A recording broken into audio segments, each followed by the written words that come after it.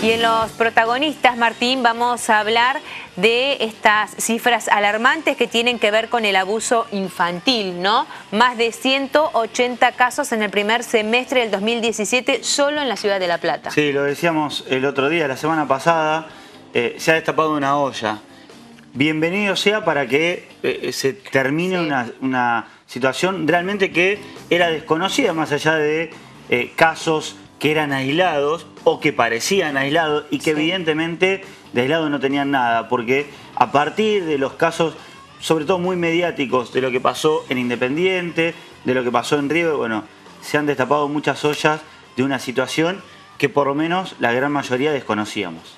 Bien, estamos en compañía de Walter Martelo, él es el secretario adjunto de la Defensoría del Pueblo de la provincia de Buenos Aires. ¿Qué tal, Martelo? Gracias por estar acá. No, al contrario, gracias a ustedes.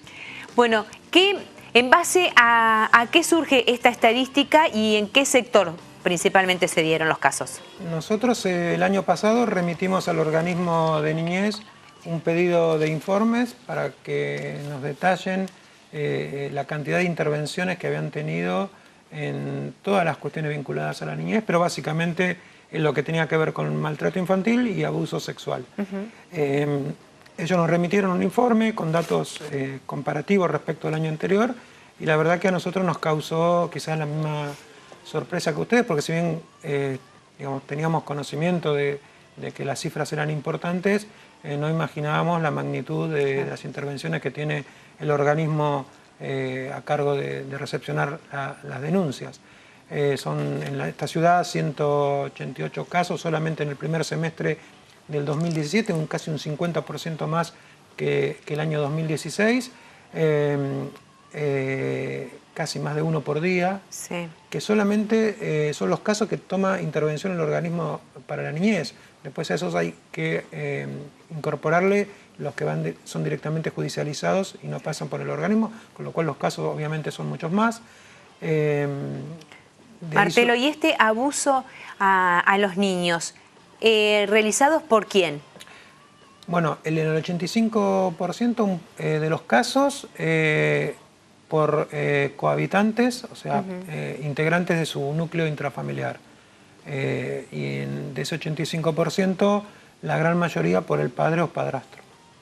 Walter, ¿crees que todos estos casos que fueron muy mediáticos ayudaron a que mucha gente se anime a denunciar casos de abuso? Sí, yo creo que así como pasa con la violencia de género, en los últimos años y a partir también del compromiso de muchos medios de comunicación, digamos, la gente va encontrando los dispositivos a donde recurrir, se animan a denunciar un poco más. Esto obviamente dispara las estadísticas, pero en buena hora, como decías vos al comienzo, porque permite empezar a planificar políticas de Estado perdurables y permanentes y además ver cómo están los dispositivos para tratar de absorber esa demanda de denuncia, ¿no? Sí, porque pensaba recién, lo que sucedió en Independiente, lo que sucedió en River, más allá de ser casos particulares y especiales, después derivaron a que en otros deportes pasó con la denuncia de un entrenador de atletismo, bueno, y en varios deportes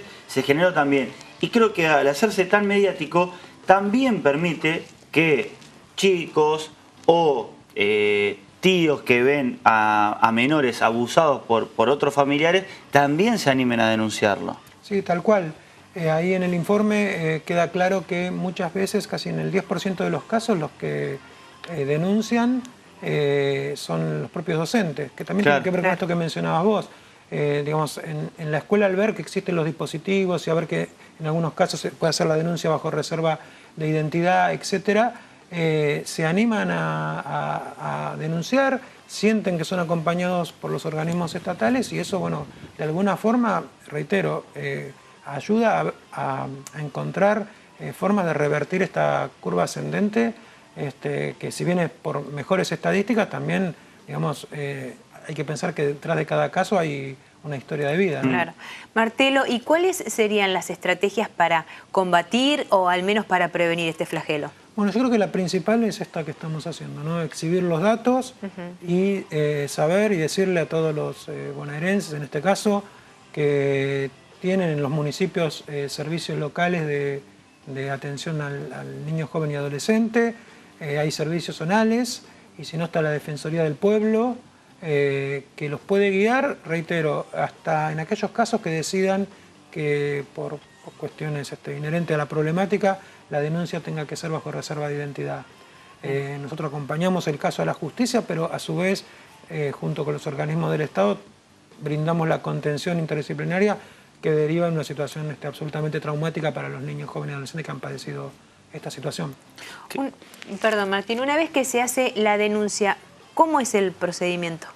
Bueno, en el caso de esto que hablábamos, ¿no? del 85% que se da en el seno intrafamiliar, en general el fiscal interviniente determina la guarda provisoria del menor, que puede ser, digamos, en un familiar cercano, que es la mayoría de los casos, o puede dictar una medida de abrigo si la situación es muy compleja. Una medida de abrigo es separar al chico de la familia, porque también hay casos donde, digamos, la propia pareja no quiere denunciar a quien está protagonizando el abuso y la denuncia la hizo un vecino, otro familiar, se comprueba, pero es difícil desarticular el núcleo entre el victimario y las víctimas, y bueno, y ahí es donde tiene que intervenir la justicia y dictar una medida de abrigo, que es institucionalizar al chico. De los 2.600 casos, hay casi 600 casos que han sido institucionalizados, o sea que los chicos fueron a centros de día o hogares convivenciales.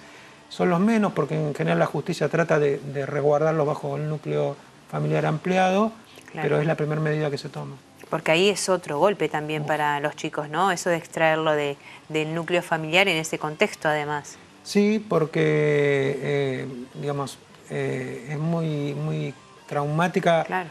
Primero, la decisión de tomar, digamos, voluntariamente la ruptura del sometimiento que provoca el familiar directo. Y segundo, después, amortiguar psicológicamente el impacto que tiene a lo largo de su vida esa situación. Y ahí es donde me parece que el Estado, con todos sus dispositivos, tiene que estar acompañando a la víctima. ¿Hay alguna forma de trabajar en la prevención? Sí, yo creo que hay señales, en la mayoría de los casos, ¿no? Y creo que esas señales, donde mejor se podrían detectar es en la escuela, inclusive en los niveles iniciales. Hoy por hoy hay muchísimas herramientas pedagógicas para aplicar. Yo creo que tanto lo que tiene que ver con la violencia de género como la situación de los jóvenes tiene que ser una materia específica en cuanto a los derechos inculcada desde muy chicos, porque esto nos va a provocar un cambio cultural en todo sentido. Y hemos remitido oportunamente oficios a la Dirección General de Escuela para incorporar justamente, ya no la modalidad de talleres o que se hacía una vez cada 6 meses, sino algo más asiduo, que los chicos sientan que tienen derechos y que, digamos, hay dispositivos, porque en realidad se desconoce muchísimo esta situación y que además el que está al frente del grado en general advierte alguna señal ¿Previo al abuso? En general se podría decir que no, pero en algunos casos puede haber situaciones de maltrato que después derivan en abuso. Claro. Entonces, creo que cada caso que nosotros podamos contemplar a tiempo es una historia de vida que es más fácil de recuperar, ¿no?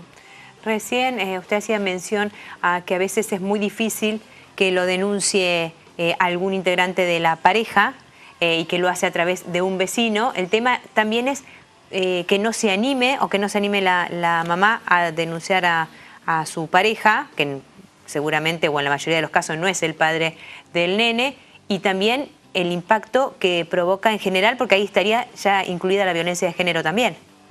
Sí, claro. Mira, en la mayoría de los casos donde hay abuso sexual infantil, sí, hay violencia de género. Claro. Por eso no está la denuncia, ¿no? Exactamente. Claro. Y te diría al revés. Ocurre muchas veces que ante una situación donde la madre se anima a denunciar violencia de género, porque es sometida a un contexto de violencia, detrás quizás haya un caso de abuso infantil.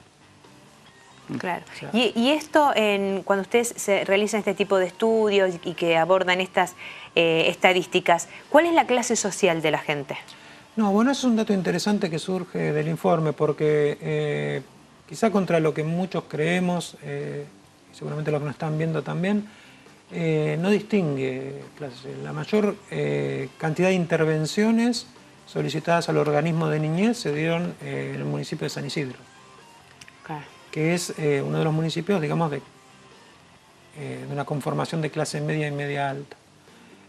Tampoco distingue entre ciudades digamos, del conurbano o La Plata y el interior, porque uno de los distritos donde más casos se registran es en Azul, que es un municipio del interior de la provincia de Buenos Aires. Me dejás helado, pues yo soy Azul. Ah, no sabía. No sabía. Es el segundo distrito donde más denuncias se... Y el tercero La Plata. En tercer lugar está La Plata. Sí.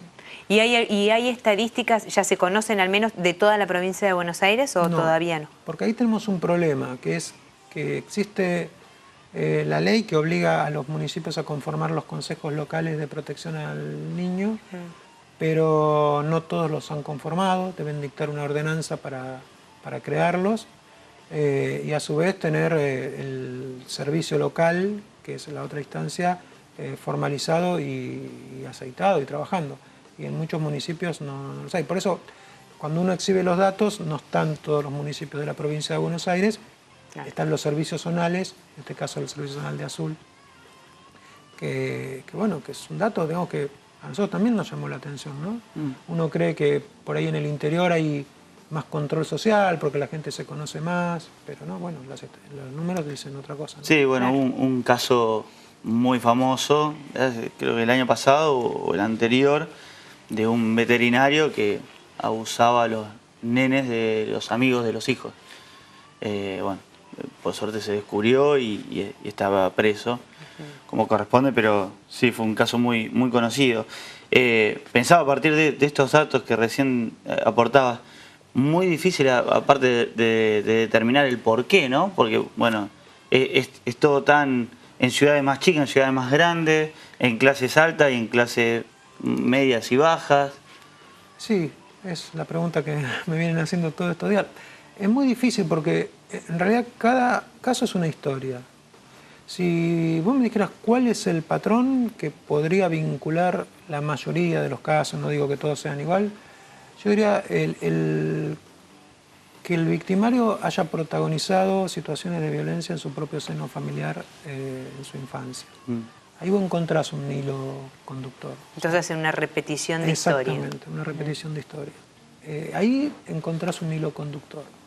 Pero yo diría que es casi, para explicarlo desde la psicología o la sociología, y te reitero, en cada caso en particular. Pero si me preguntás cuál sería el hilo conductor, qué hay detrás, yo diría, bueno, situaciones de sometimiento o violencia de quien ejerce esa situación, no para tomarlo... También una enfermedad, ¿no? Obviamente, y después cuestiones vinculadas a la psiquis que son absolutamente indescifrables, por lo menos para nosotros.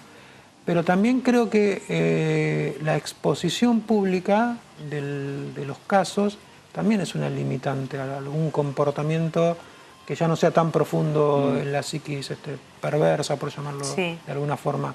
Digamos, que se note que hay control en todos los órdenes limita. Y me parece que exhibir los datos, concientizar, una escuela muy protagonista con lo que pasa puertas afuera, llamadas de atención que se tomen con los gabinetes, todo eso ayuda mucho, pero bueno, eso requiere también mucha presencia del Estado. Yo creo que la condena para este tipo de personas llega. En algún momento de la vida llega. El tema es que quizás sea demasiado tarde, ¿no? Sí, porque como bien mencionaban ustedes, en general los casos que contamos y los números siempre son post. Claro, exacto. Es muy difícil llegar temprano. Claro. Y las secuelas, ¿no? Para cada una de las víctimas. Sí, porque, reitero, tienen que reconstruir, como bien explicabas vos, una historia de vida donde ya seguramente, en el caso de que haya sido protagonista el victimario, alguien del seno intrafamiliar, va a estar sin esa persona, que probablemente era el padre o el padrastro. Y bueno, es una vida nueva que tiene que comenzar con esta cuestión cargada en su equipaje, ¿no? Martelo, una vez que ustedes dan a conocer estas cifras, ¿hay un seguimiento? ¿Cada cuánto se realiza? Sí, nosotros lo que pretendemos es volver a insistir el año que viene con un pedido de informes para que ver la evolución. Y a su vez ver si esa evolución tiene que ver con que se dispusieron de nuevos mecanismos de recepción de denuncia, que de hecho el gobierno lo ha hecho del año 2016 al 2017, ampliando los horarios y viendo también qué resultado da este ejercicio de la concientización que estamos haciendo. No somos muy optimistas respecto a eso y queremos a toda costa quebrar esa curva ascendente de casos. Claro, porque año tras año hay aumento. Sí, de hecho, nosotros decimos el 48%, el organismo de niñez dice el 32%, pero igual... Es muy elevado. Son altísimos los dos. Exactamente. Tomando el cálculo de... ¿Es anual? Anual, sí, lo reconoció hoy la propia secretaria de Niñez en el diario La Nación. De alguna forma diciendo que lo que nosotros decíamos estaba mal calculado, pero que ya, de hecho el título de la nota es el aumento fue del 32%, lo cual es absolutamente pesimista respecto a lo que venía ocurriendo hasta el año pasado. Me parece que hay que reformular algunas cosas y además hay que dotar de mayor presupuesto a algunas áreas del gobierno para que tengan herramientas también para disponer cuestiones preventivas. Walter Martelo, muchas gracias, como siempre, muy completo. ¿Nosotros hacemos una pausa? Sí, números alarmantes, ¿no? Sí, la verdad Tema que muy sí. pesado. Ya venimos.